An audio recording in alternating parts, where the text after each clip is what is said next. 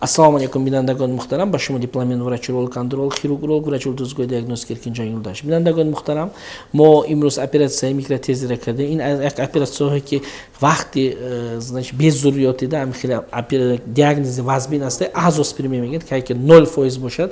Hamin spermogramara az spermatozoidlar nutfaxora az tuxum megiran va hamin xili karda operatsiya mekan. In bemorda chansol da mobayn sesov farzand nameshad, даже in bemora xeshosh doktor budas va ovardmada nishon dod mo ira chanqa diagnostika qildim. Vaqti diagnostikada fahmdimki dar in bemor значит varikatsiya asta, varikatsiya pamarmara operatsiya qildim.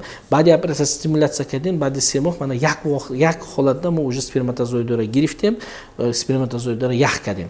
Va inshaalloh hamin bemorda значит spermatozoidlarga girifda o'ylashba meshnonim va xudo xohlad значит ujada farzand meshavad va homila meshavad inshaalloh. Agar homila shunda va bizoyat tavallud qilan farzand, значит mo maqsadi xudumuma rasidem binandagon muhtaram. Shumoda ham xili kasalxo'y ki varikatsiya yoki masalan bezuriyoti asta, bezuriyotida imna azospermiya bo'shad, shumoda varikatsiya bo'shad, varikatsiyalar yakum operatsiya qilgan darkura agar obstruktiv azospermiya bo'shad.